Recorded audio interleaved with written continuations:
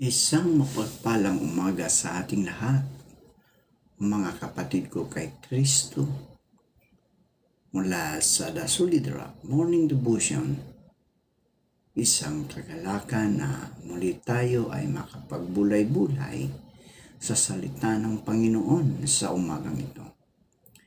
Mga ilang minutong pagbubulay-bulay ng mga salita ng Panginoon upang papurihan at sambahin ang ating Panginoong Hesukristo. Ang ating pong pagbubulay-bulayan ngayong umaga ay matatagpuan sa Juan, Kabanata 1, talatang 1 hanggang 2. Ito po ang sinasabi. Nang pasimula ay naroon na ang salita. Ang salita ay kasama ng Diyos at ang salita ay Diyos. Sa pasimula ay kasama na ng Diyos ang salita. Pinagpala na po tayo sa pagkabasa at pagkarinig ng kaniyang mga salita. Tayo po ay manalangin. Dakilang Diyos at mapagmahal na Ama, narito po ang iyong mga anak upang ikaw, Diyos, ay sambahin, pasalamatan sa isang gabing nagdaan na kami iniingatan mo sa aming pagtulog. Maraming salamat, Panginoon, sa muli mong paghising sa amin, sa muli mong pagbibigay ng buhay, ng lakas at ng karunungan. At sa umagang ito, Panginoon, patuloy naming inilalapit sa inyo ang aming mga kaibigan na nasa banig ng karamdaman. Patuloy mo po silang pagalingin, abutin, Panginoon, ang kanilang mga lakas upang sila, O Diyos, ay manumbalik ang lakas na nawala dahil sa karamdaman. Maging mga sipon, ubo, high blood, diabetes, at iba pang karamdaman, O Diyos, pagalingin mo po ito, Panginoon. Patuloy mo silang hawakan at patuloy mo silang bigyan ng kalakasan, Panginoon. Pagpalain mo sila financially upang magamit nila, Panginoon, sa kanilang hospitalization. Kung sila man ay naroon sa mga hospital, paggamutan, pambili ng gamot, at iba pang mga pangangailangan, Panginoon. Tulungan mo sila, O Diyos, na makabangon sa banig ng karamdaman.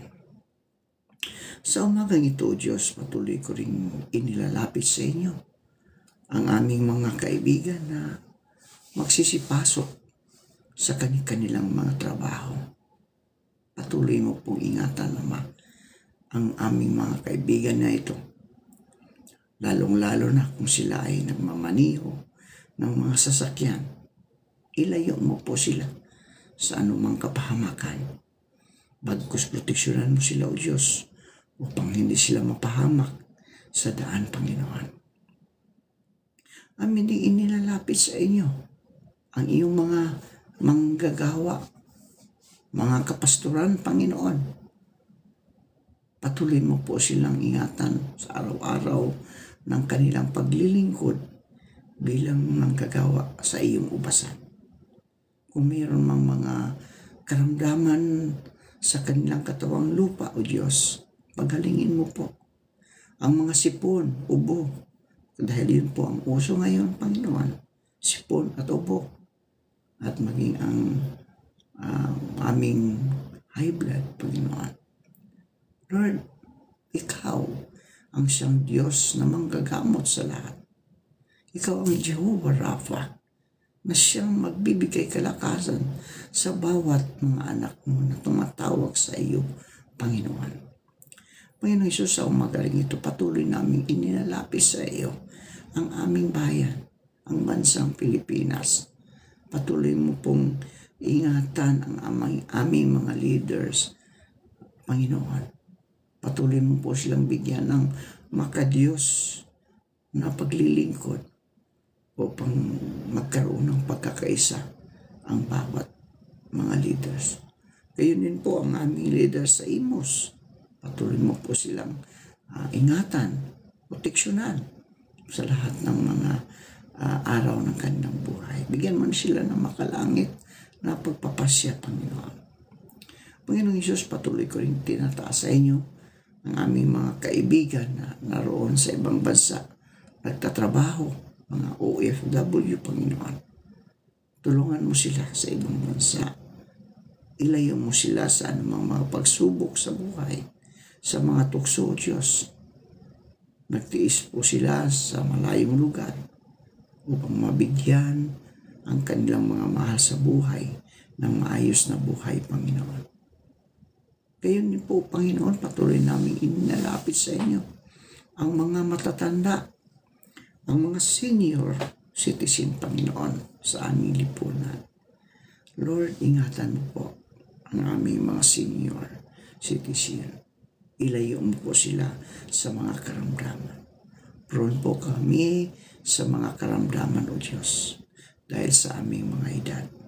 Lord, proteksyonan mo po ang iyong mga anak. Lord, gayon din po, Panginoon, patuloy namin tinataas sa inyo ang aming mga kaibigang mga negosyante. Patuloy mo po silang ingatan, Ama. Ilayo mo sila sa anumang sa mga tukso ng mga paglamang o ng kapwa, Panginoon. Bagkos, bigyan mo sila ng makadiyos na puso, Panginoon, upang makatulong sila sa mga nangangailangan, Panginoon. Lord, maraming salamat po dahil ikaw ang aming Diyos na siyang patuloy na nagmamahal, nagbibigay kalakasan sa bawat mananampalataya. Amin ding inilalapit sa iyo, Panginoon, ang aming mga kaibigang mga magsasaka. Patuloy mo po silang ingatan na mas sa kanilang pagsaka. Nagtanim sila ng palay, gulay, prutas, at iba pa, upang meron kaming makakain, Panginoon, sa bawat hapag ng iyong mga anak. Kayo din po ang mga mangingisda na naroon sa laot ng karagatan.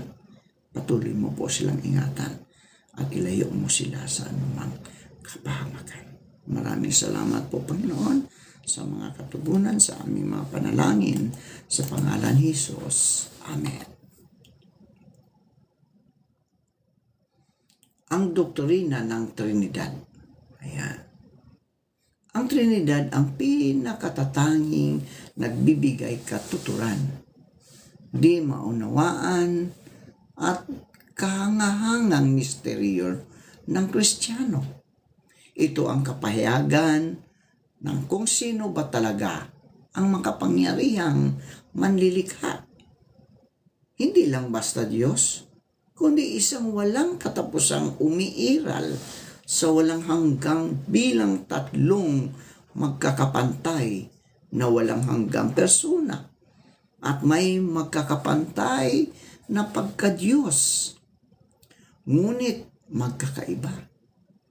Ang pinagmulan ng doktrinang Trinidad ay ang Biblia, bagaman ang salitang Trinidad ay hindi ginamit sa Biblia. Katulad ng sinang-ayunan ng mga Orthodox na Kristiyano, mga kaibigan, pinanghahawakan ng doktrinang Trinidad na ang Diyos ay isang esensya, ngunit tatlong persona. Ibig sabihin, ang Diyos ay mayroong iisang kalikasan, ngunit may tatlong sentro ng kamalayan. Ang Diyos ay isang ano, no? Ngunit tatlong sino.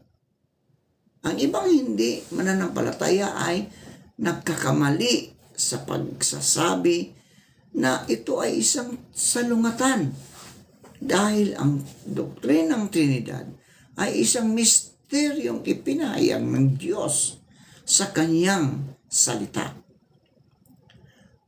Magiging kontradiksyon o salungatan ang doktrinang ito Kung sasabihin natin ang Diyos ay mayroon lamang isang kalikasan, ngunit mayroon ding tatlong kalikasan.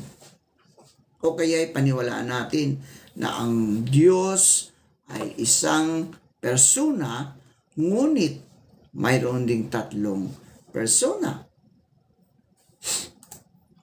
Mula pa sa umpisa, mga kaibigan, na ang iglesia ay nauunawaan na ng mga Kristiyano ang misteryo ng Trinidad. Kahit bago pa nila simulang gamitin ang salitang Trinidad. Halimbawa na lamang, alam na ng mga unang Kristiyano na ang anak ay manlilikha. Ang ako nga ng lumang tipan, kapantay ng Ama, at ang hukom ng buong sanlibutan na ibinigay ng Diyos na tanging nararapat sambahin. Nalalaman din ng mga unang Kristiyano na ang Espiritu Santo ay ibang persona na may sariling diwa at pagpasya. Ayon sa Juan 16:13, na siyang namamagitan sa atin sa Diyos.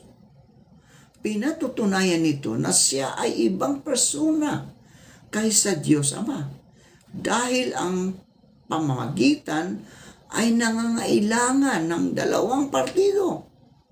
Walang namamagitan para sa kanyang sarili. Ang isa pang mahalagang bagay ay maaaring mapatawad ang tao sa kanyang paglapastangan sa anak ng Diyos, ngunit hindi sa paglapastangan sa Diyos Espiritu Santo. Maraming ulit na binanggit ng mga sumulat ng Bagong Tipan ang tatlong persona sa Trinidad. Nababatid na ang unang mananampalataya na ang ikatlong persona ng Trinidad ay isinugo ng Ama at ng Anak bilang tagapayo upang manahan sa ating mga puso. Kaya't masasabi natin na ang misteryong ito ay buong pusong tinanggap ng unang iglesia bilang nahayag na katotohanan, bagaman hindi pa nila ito tinawag bilang banal na Trinidad. Kaugnay nito, mga kaibigan, ang lumang tipan ay nagbibigay ng aninag tungkol sa Trinidad. Kaya't walang anumang talata sa banal na kasulatan ang sumasalungat sa doktrinang ito. Tulad na lamang halimbawa ng mababasa sa Henesis, Kabanata 1, talatang 26, kung saan nagsasalita ang Diyos sa anyong maramihan. Lalangin natin ang tao ayon sa ating wangis. Ipinapahayag din ng Diyos na siya ay nag-iisa sa kanyang ng likhain ang lahat ng bagay at kanyang iniladlad ang mga langit sa buong sanlibutan. Sa pamagitan ko, gayunman si Jesus ang instrumento. Si Jesus ang instrumento ng Diyos sa paglikha kasama ang Espiritu Santo na kumikilos sa ibabaw ng tubig. Sadyang mahirap unawain at pagtugmain ang mga katotohanang binanggit dito, mga kaibigan. Ngunit kung ating titimbangin, ang doktrinang Trinidad lamang ang mayroong malinaw na paliwanag sa mga ito. Maging ang Torah ay nagbigay pahiwatig sa idea ng Diyos na umiiral na may maramihang persona at kanilang inihula ang kanyang pagkakatawang tao. Makikita na ang lumang tipan ay sagana din sa mga talatang tumutukoy sa pagdating ng mamumuno sa sanlibutan. Ayon sa Genesis 49:10, na isisilang sa Bethlehem. No? Siya ay hindi lamang anak, mga kaibigan, hindi lamang anak ng Diyos, kundi ang Mesiyas ng Diyos sa katawang tao.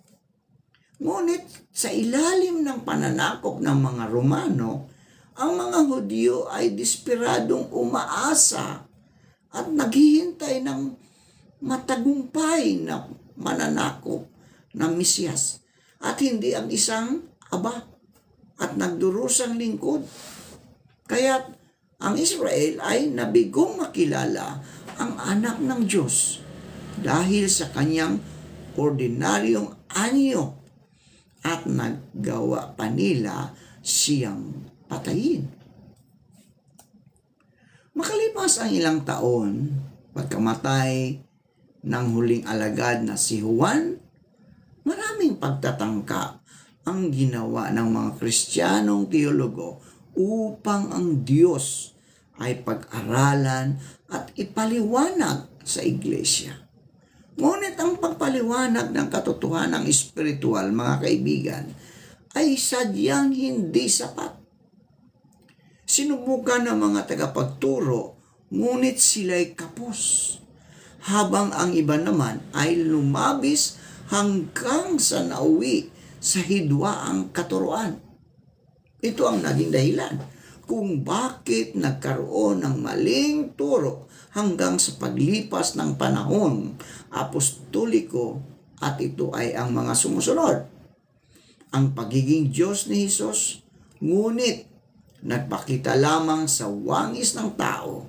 Hindi totoong nagkaroon ng katawang tao. Siya ay nilikha lang ng Ama, kaya't siya umano ay may simula. Ang Diyos ay tatlong magkakahiwalay na Diyos, mga kaibigan, sa isang pamilya. No? At ang Diyos na gumaganap ng tatlong magkakaibang papel sa magkakaibang panahon. Dahil walang relihiyon na maaaring umiral na hindi nakikilala ang kanyang sinasamba, sumidhi ang pangangailangan upang maipaliwanag at mailarawan ang Diyos sa paraang mapagkakasunduan ng mga tagasunod ng Kristyanismo bilang opisyal o orthodox na doktrina. Sapagkat kung si Kristo ay talagang hindi Diyos, mga kaibigan, lalabas na ang lahat ng Kristiyano ay mga heretiko dahil sa pagsamba sa nilikha sa halip na sa Diyos. Si Tertullian, na isang ama ng simbahan, ang kauna-unahang gumamit ng salitang Trinidad patungkol sa Diyos. Ginamit niya ang naturang termino sa aklat na Laban kay Precious na isinulat niya noong 213 AD upang ipaliwanag at ipagtanggol ang Trinidad laban kay Precious, na nagtuturo ng hidwang aral ng monarkiyasmo. At mula dyan ay ligtaan natin ang mahigit isang siglong diskusyon, pagkakabahabahagi at mga debate hanggang sa konsiyon ng Nicea noong 325 AD, kung saan ganap na pinagtibay ang Trinidad bilang opisyal na doktrina ng Iglesia. Mga kaibigan, mga kasulidra, ito ngayon ang hamon para sa atin. Sa pagwawakas, masabi natin na ang teolohiya ay ang pagtatangka ng hindi perpektong sangkatauhan upang maunawaan ang mga nakasulat sa Biblia. Katulad ng siyensya na isa ring pagtatangka ng hindi perpektong tao upang ipaliwanag ang kalikasan. Kung paanong ang lahat ng katibayan ng kalikasan ay totoo, gayon din naman ang lahat na original na salita ng Biblia ay totoo. Ngunit ang tao ay sadyang limitado, no? At nakakagawa ng maraming pagkakamali, kagaya ng ipinapakita sa atin ng kasaysayan. Kaya't kung ang may mga hindi pagkakasundo sa siyensya at teolohiya, ang mga disiplinang ito ay may kanya-kanyang paraan ng pagtutuwid. Kaugnay nito, ipinapakita ng kasaysayan ng unang iglesia na marami sa mga masugid na mananampalatayang Kristiyano ang nagkamali sa pagpapaliwanag ng kalikasan ng Diyos. Gayunman, sa bandang huli ay nagawa pa rin ipaliwanag ng iglesia kung ano ang totoo at malinaw na itinuturo ng Biblia sa pamagitan ng maingat na pag-aaral sa salita ng Diyos. Ang Diyos ay umiiral, mga kaibigan, bilang walang hanggang Trinidad. Manalangin tayo. Maraming salamat, O Diyos, sa aming napagbubulay-bulayan ngayong umaga tungkol sa Trinidad. May 3 persona po nga, Panginoon, ang aming pinanampalatayan, ang Ama at ang Anak at ang Banal na Espiritu Santo. Naway ang Banal mong Espiritu ang siyang patuloy na maghari sa aming mga puso upang aming itong maisabuhay sa aming pang-araw-araw na buhay, Panginoon. Panginoong Diyos, naway matutunan namin na magpasalamat sa lahat ng mga biyayang iyong ipinagkaloob sa amin. Ito man ay maliit o malaki. Ang importante, O Diyos, ang mga biyayang ito ay nanggagaling sa aming Diyos na buhay. Diyos naming Ama, nasa iyong mga kamay ang aming pag-asa at ang aming pagtitiis. Naway magbunga ito ng kabutihan sa pamagitan ng aming Panginoong Hesukristo. Panginoong Hesus, aming ipinapanalangin sa inyo ang aming mga kaibigang naliligaw ng landas. Naway matagpuan nila ang liwanag at tanggapin kanila bilang kanilang Diyos at tagapagligtas. Panginoong Hesus, pagpalain po ninyo ang lahat ng nakikinig sa iyong mga salita. Ingatan mo sila sa kanilang paglalakbay, papunta sa kanilang trabaho. Ilayo mo sila sa anumang kapahamakan, Panginoon. Pagpalain ka nawa ng Panginoon at ingatan ka. Paliwanagin nawa ng Panginoon ang inyong mukha sa iyo at mahabag sa iyo. Ilingap nawa ng Panginoon ang kanyang mukha sa iyo at bigyan ka ng kapayapaan. Amen.